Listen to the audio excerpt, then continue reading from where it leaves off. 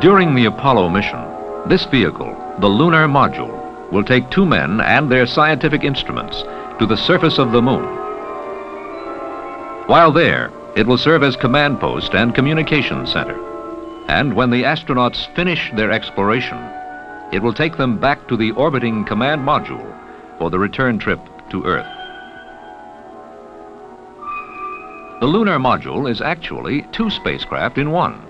The lower half, the descent stage, functions to lower the vehicle to a soft landing on the lunar surface, and then later operates as a launching platform for leaving the moon.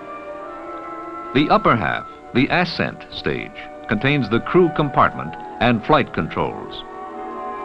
After the lunar exploration period, it is separated from the descent stage and carries the astronauts to rendezvous with the command module.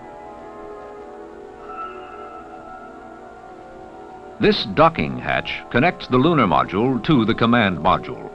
After mating, the hatch provides crew access between the two.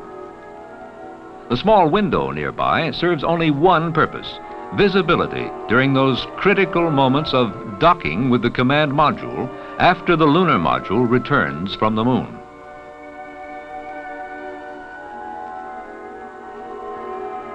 Communications play an important role in the trip to the moon, and the lunar module is well equipped for its part of the job.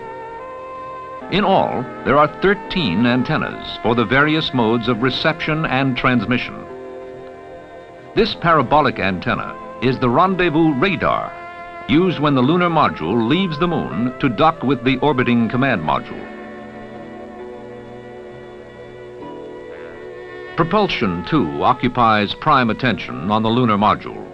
To jockey the spacecraft into position as it nears the surface of the moon, there are 4 clusters of rocket engines. Each cluster contains 4 engines used for controlling the attitude of the spacecraft. They enable the pilot to maneuver the vehicle up, down, forward, backward, or sideways. In the lower portion of the module is the rocket engine, which provides the propulsion for the descent to the moon's surface. The thrust is controllable and varies from 1 to more than 10,000 pounds. Located near the skirt of this descent engine is the landing radar unit. During the soft landing, this unit supplies critical information on altitude, range, and speed. The main hatch in the lower forward section of the ascent stage is the one through which the astronauts leave the lunar module to explore the lunar surface. Most of the interior space of the lunar module is taken up with instruments, dials, and gauges. The center panel at the commander's station has the major flight control instruments. Some of them are similar to those found in the command module. During the slow descent to the moon, these gauges provide readings on thrust and altitude.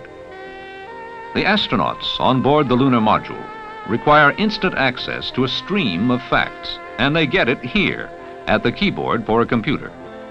By punching coded words into the computer, the astronauts receive instant information on details of the flight and the spacecraft performance. The spacecraft pilot, like the commander, also has controls for thrust and attitude. The pilot also monitors the abort guidance panel. It gives him current information on all systems and, in case of trouble, the best procedure to use. The pilot's center panel contains instruments and switches for the operation of the spacecraft. The lunar module, crammed with instrumentation, communications equipment, and propulsion, all needed for the important job of jetting 2 men down to and away from the surface of the moon.